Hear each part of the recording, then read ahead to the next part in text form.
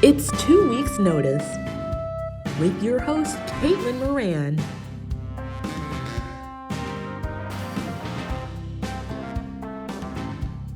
With guest co-host Caroline Davis.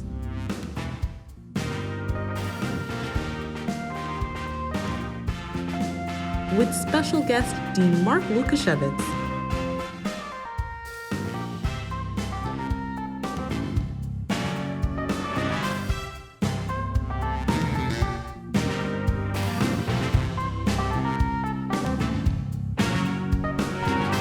Give it up for Caitlin Moran.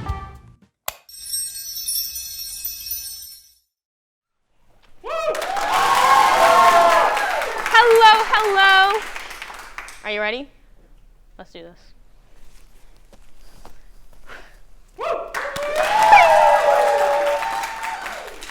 Whoa, Mark, you look different without your mask. I'm not Mark. I'm Caroline, host of the 2 Weeks Insider podcast, available on all streaming platforms. Mark's not here. He's off covering a snowstorm in Vancouver. I miss those luscious locks. Well, welcome back to 2 Weeks Notice. Tonight is a very special episode as we are midway through November and we are getting closer to the most wonderful time of the year, and we are now able to go maskless. Caitlin, how are we ever able to do this? Well, thanks to the amazing work and effort of everyone at the Herbert School, we've managed to keep COVID numbers down and be able to have talent without a mask during the live show. So, thank you, everyone. Well, that's great. Are we doing headlines? I've always wanted to do a headline joke. Mark, silly, you've already done plenty of headlines. Okay. So there's this fish that's got a parasite, and the parasite eats the fish's tongue, and get this, it becomes the fish's tongue. Mark, what? Yeah, it becomes the tongue. Pretty dope, right? Also, still not Mark. Whatever. Try again. I don't have another try. Fine. Well, it's the holiday episode, so let's get to some holiday-inspired headlines. A Georgia judge recently banned the elf on the shelf. He covered it up as a joke, but let's be real, he was worried about his naughty history being revealed. Man, I gotta love corrupt politicians. Just like how in Portland, Maine, their city council election was determined by a random draw of straws.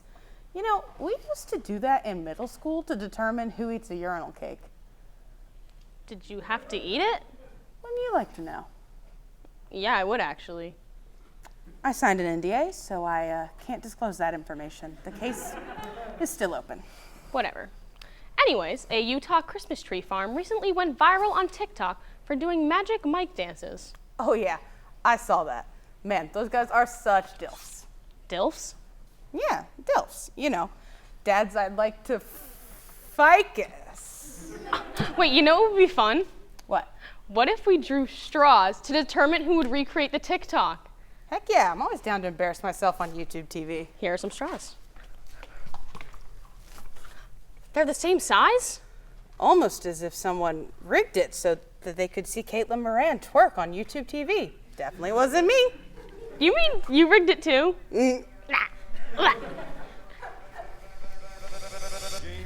We'll be right back with more 2 Weeks Notice.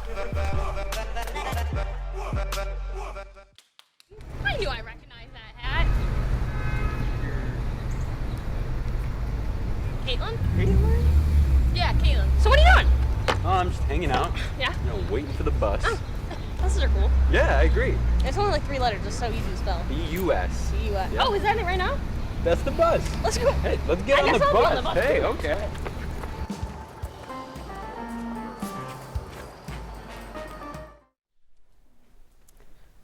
Caitlin, I love Thanksgiving. Caroline, me too. I bet babies do too. Yeah. Wait, what? You know, because Thanksgiving food is so mushy, like baby food. Huh, yeah. Like mashed potatoes. Exactly. They're mashed. Oh, did you know that 2 Weeks Notice head writer, Layla Neighbors, doesn't eat mashed potatoes? Really? Yeah, she said they're a white person's food. Okay, that's fair. Yeah, I think the best part of mashed potatoes is the butter. Oh, I agree. Sometimes I just eat the butter without the mashed potatoes. Well, mashed sweet potatoes are pretty cool too. I don't know, they make my tummy hurt. Well, what's your favorite Thai dish? Cranberry sauce. Ew, Caroline, why? I don't know. It makes my tongue feel funny when I eat it. Is it at least homemade? No, the canned stuff is better. I usually eat 3 cans all by myself every turkey day as just an appetizer. All 3? Yeah. The first one is to experience the flavors. The second is to analyze the flavors, because I'm a science gal. And the third, that's just for me. And what about the main dish? Oh, no, don't worry. I go all in for the main meal. I'm talking turkey stuffed with cranberry sauce, stuffed with another turkey, stuffed with cranberry sauce again. It's like a cranberry turkey burrito. Huh. Well, what do you do for dessert? I love pie. Pumpkin, key lime, chocolate cream, pecan. Pecan. Pecan. Pecan. I'm gonna pecan you in the face. You can't do that. Green beans are pretty cool too, though. They're like so long and lengthy, kind of like Mark Melton. Yeah, I like a good old bean in my mouth from time to time. All covered in garlic. Can't forget butter, man. I love me some butter. And beets. Psych! Beets suck. That's right, Grandpa. Beets suck. Yeah, Al, screw you. You know what else sucks? Brussels sprouts. Ugh. They're just like little cabbages, which also suck. Well, I think cabbages are actually pretty cool. Okay, I thought so too, but I didn't know if we were just hating on all veggies. Caroline, you have to stand up for what you believe in. I know. Rolls, though, they're pretty good too. Oh, those slap. Fill me up with some gluten, baby. You know what? Gluten-free people suck. Caroline, you're not too bad. I was gonna have some stuffing during the commercial break. You wanna join me? I thought you'd never ask. We'll be right back with more 2 weeks notice. Stick around. First, they said cigarettes were safe. We know how that turned out. Now, they say they didn't market e-cigarettes to teens. Fact, more than 1 in 4 high school students are vaping, and 80% say their first e-cigarette was flavored. Vaping is harmful to developing brains. The reason we think vaping is safe? Marketing. Same lies, different day. Tell Big Vape to quit lying. Tonight we have a very special guest with us. He is a multi-award-winning veteran journalist and media executive who is now the dean of one of the country's top communication schools. This one. Where he shapes the minds of hundreds of future media professionals. Let's give a warm welcome to Dean Mark Lukashevitz. Thank you for joining us. How are you on this Thursday evening? I'm delighted to be here. It's my first time on the show. I love Excited it. to have you. Thank you. So you were an economics major at the University of Toronto. What was your first media job out of college? As a business reporter for the Globe and Mail newspaper in Toronto. I actually didn't go to journalism school. There were only a couple of programs in Canada. One of them was in my hometown. I did not want to stay in my hometown. And I got some good advice from a journalist who said, learn an expertise, learn about something. And it was the 1970s when there was an oil crisis and inflation. And I thought, well, maybe economics will give me an in. And then that got me my first job as a business reporter. It did. Nice. Yeah. And since then you worked at NBC, ABC. Can you tell us about that experience? Sure. Well, I went on to television in Canada, and then I was hired at a show at ABC News. You may have heard of Diane Sawyer, Sam Donaldson. They did a show called Primetime Live in 1989, and I was one of the original producers there. Right. Went on to work at other shows at ABC. I was a senior producer at Primetime. Then I became executive producer of Good Morning America for about 5 minutes before they fired me, which they did. So just to let you know, you can learn from failure sometimes, and I sure learned. It only took 6 months. And went on to work on World News Tonight with Peter Jennings, then went over to NBC, where I mainly did special events, big productions like elections and papal conclaves and royal weddings and stuff like that. That was That's my really cool. my Any occupation. event that stood out to you that was really memorable? Well, papal conclaves are always really interesting. I did 2 of them. The first one when Pope John Paul II died and Pope Benedict was elected. And then the second one when Pope Benedict shocked the world by retiring. I was in CCD during that time. Right? It was shocking for us. Yeah, and a pope hadn't done that in 400 years. So it was He a wanted little to be bit a of a surprise. trendsetter, I think. Yeah. And you know how he did it? He did it in Latin. There aren't too many That's reporters. not even a spoken language. Yeah, exactly. So some obscure reporter in Rome said, I think the Pope just resigned. And we said, nah, that doesn't happen. And it did. So went over to Rome again. But it's an amazing ritual.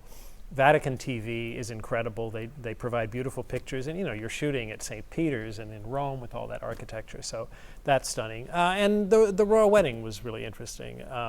The first one, William and Kate, and we had a huge operation in London, and that was also a lot of fun. A lot of cool traveling experiences. Yeah.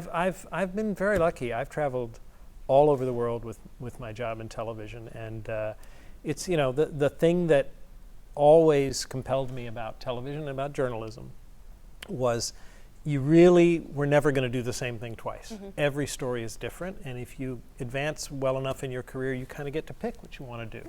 And so I got to see a lot of different places, meet a lot of interesting people, and tell some really meaningful stories. Yeah. Well, so you've won many different awards in your time, such as the Peabody Award, News and Documentary, Emmy, and more. Are any of them especially meaningful to you? Yeah, I've been very lucky. I've worked with a lot of great partners and teams, and television journalism is a partnership. You can never do anything by yourself, and I've been very lucky in that way. The the award that meant the most to me was the Robert F. Kennedy Award, which is given by his family foundation, and we won the grand prize in journalism for a piece we did about discrimination. And it essentially revolved around, well, if I'll tell you the story, it'll take me a couple of minutes. But we were in the newsroom at ABC. An African-American producer came in and said, I just got passed up by a cab, which picked up a white guy right next to me. Clear discrimination. And I'm the new guy from Canada, and I said, well, maybe it was discrimination, but is it always discrimination? Like when you get a bad table at a restaurant, maybe it's just, happenstance. And out of that, we developed a project, said, let's test that proposition. And we hired a young black man and a young white man from Chicago. They're professional discrimination testers, so they're used to presenting themselves exactly the same way. And we moved them to St. Louis, Missouri, and we said, go get a job, go buy a car, go buy some shoes, go rent an apartment. And our hidden cameras showed that a young black man in America had an entirely different life experience with the same qualifications and the same personality as a white man. Definitely. That's still today. And it's still the Yeah. case. Yeah. It's still the case. Yeah. Well, thank you so much for joining, but don't worry. You're going to come back after the commercial break, so we'll be right back. We're going to do our super secret 2 weeks notice handshake. Well, it's not a super secret anymore.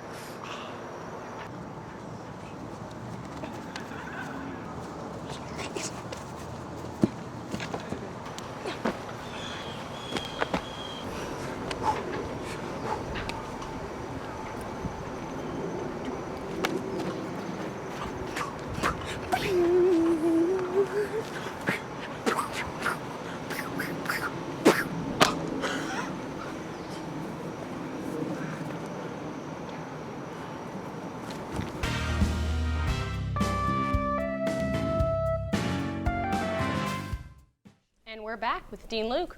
So obviously you've had a very successful career in the industry. What made you want to switch to being now a dean? I was just getting too old. No. Honestly, I was getting ready to think about the next stage at NBC, where I'd been for 17 years at that point. I was going to be signing up for, I guess, my 6th cycle of covering presidential elections.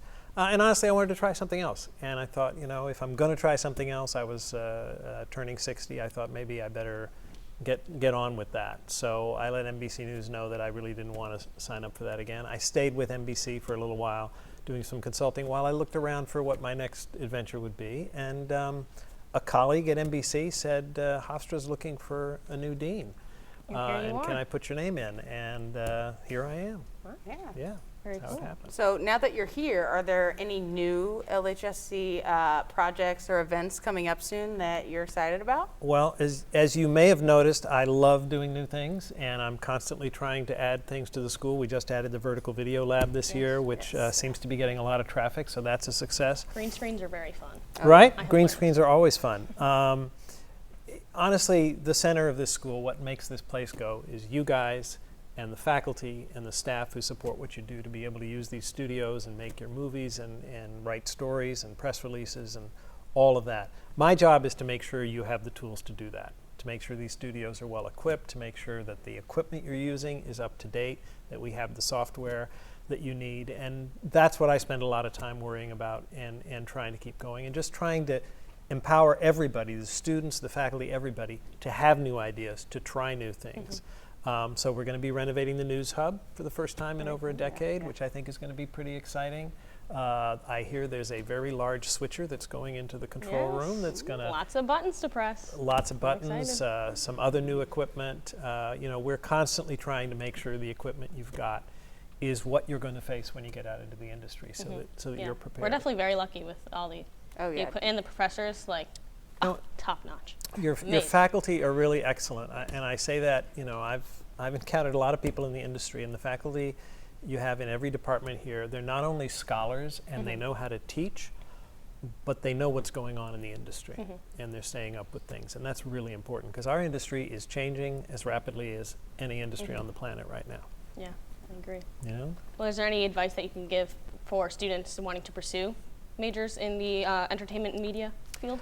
Listen, I think it's a very exciting field. It was a very exciting time when I got into the business. It's an even more exciting time now. Streaming is, I think, going to change the industry in so many ways. But I generally say two things to students who are thinking about a career in communications. If you have a passion for storytelling, you're following your passion, and that's half the battle right there. There has never been more consumption of storytelling in human history. So if you're a storyteller, whether it's fiction, nonfiction, whatever form it is, there's a market, there's a demand for what you do. At the same time, you have to have a stomach for change. You have to be prepared to strap in for the ride because it's a rapidly changing industry. You're not going to go into a job that you're going to still have 40 years later. I can promise that won't happen. And what about any advice for internships specifically? Internships, be prepared. Know about the company you're going into. Take advantage of all the resources we have here at the school. We have Doug Morrow does workshops every year. There's the Career Center has great advice. Get your resume down to one page. Make sure you have no typos or spelling errors. That's a hard one for me. That's I'm not good at spelling. Just give it to your friends to look over. As many eyeballs on it as possible. You'll prevent those kinds of mistakes. I usually have my mom. She's really good. Very good idea. But be prepared and know something about the company you're going into, obviously, and go in as a problem solver. Interns are a great asset to the organizations they go into, and good internships, you both learn, but you're also useful to the place.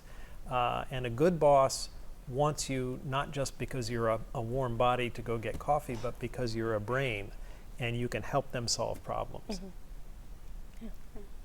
So a bit of a topic shift, but Thanksgiving is coming up. Do you Yes, have it a is. favorite food for the holiday? Well, I heard some discussion of cranberry earlier. Oh, yes. Yeah, definitely very near the top of my list. Perhaps a little approve. higher on the list is my annual project with my youngest daughter. We make a mile-high apple pie, which, I won't be bringing any leftovers here, I promise, because there won't be any. Is it really a mile high, Well, to scale? Yeah, it is probably 2 times taller than the pan. How does that work? Well, you just pile a whole lot of apples in there and then extra overlayer pray of that it dough. crusts in. But what actually sort of happens is the apples reduce, so then they kind of crater down below, and you kind of got a dome crust. So it's kind of cool. That's interesting. Maybe I will bring in once. We'll do it. Is there a cooking show? There We'll can make be one. now. Yeah. There you go. For the apple pie. There you It's go. just going to be pie at the Heat Network. That's what we call it. Excellent. And by the way, congratulations on what I believe is coming up, the 20th anniversary of the Heat Network. Very exciting to be part of it. I'm very proud of you guys for that. Excellent. Well, it has been incredible talking to you. Thank you so much for coming on. My pleasure. My pleasure. And now? So thank you so much for coming to the show today. Thank you for supporting the Heat Network and for being such a great dean. Thank you very much. As the holiday season is approaching, our materialistic executive board really went in on a Secret Santa. Wait, Secret Santa? I thought we were doing that next week. Let's take a look. We wanted everyone on our team to bond. So we set up a Secret Santa for everyone. We thought it would be a good exercise to get everyone to show their appreciation for each other. So we just picked our names for Secret Santa. But I'm Jewish. Shut the up, Morgan. It's Christmas. So we good here? Yes, very good. OMG, I got the best person ever. Their name is so cool, it's not even real. Stop it, Greg. No, Layla, you wish you had this name. Oh, I see how it is.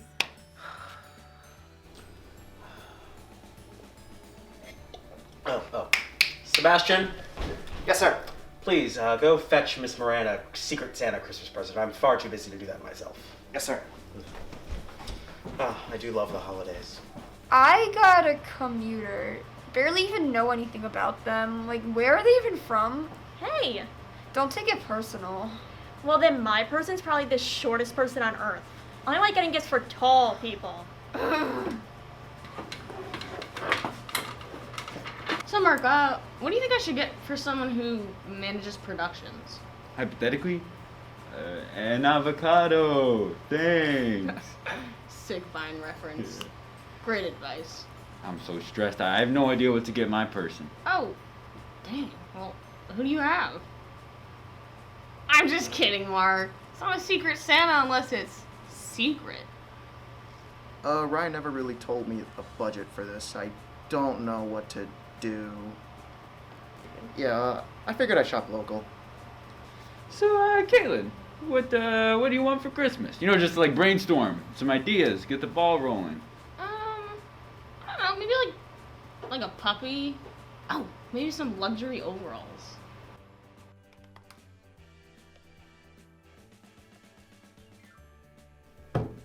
Nards.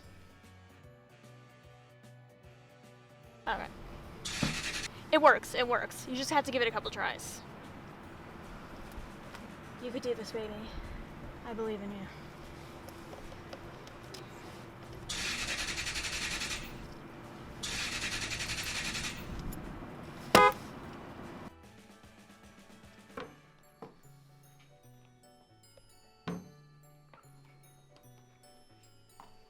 Okay, on the count of 3, guys, we're gonna show everyone our Secret Santa. No, we're the Santa. They're the child, right? Okay, well, whatever. 1, 2, 3. Leah, I know your gift is bigger, but I was here. Wait. Do we all have Caitlin? Yeah, I rigged it. I mean, except for Sam. I just really wanted to get her something. She deserves it. Caitlin, are you freaking kidding me? Mark, that joke was morally worse than what I did. I just wanted to do something special. I just wanted to get Caitlin something special. All right, Greg. Wait, didn't you say she had the best name ever? It's just Caitlin. But she wears it so well. Wait, Sam. I got you a tiger lily. 'Cause you're fierce. Thanks, Caitlin. Yeah.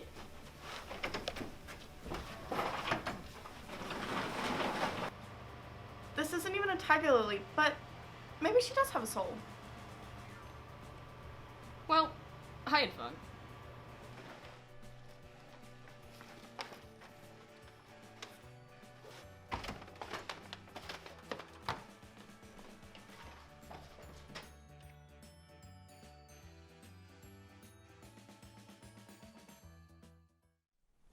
You know, Caroline, I think having a holiday episode is like super cool. Oh yeah, the holidays are awesome. What's your favorite? Well, Christmas, duh. I mean, the presents, the lights, the presents, the cookies, the presents. I mean, it's the only reason December's relevant anymore. Wait, Caitlin, there have to be other holidays in December. Let me see. Oh, December 19th is National Emo Day. Every day is National Emo Day for me. Okay. Well, December 2nd is National Mutt Day. I've got a big mutt at home. What do you mean? What's wrong with the butt you have here? Well, it can be a little vicious sometimes. I know you've got a vicious ass. Caroline, what the hell? Yeah, National Butt Day. Isn't that what you said? No, mutt. Like the dog? Yeah. Anyways, those are the other holidays in December, but Christmas, still the best. That's true. Oh my gosh, you're missing one!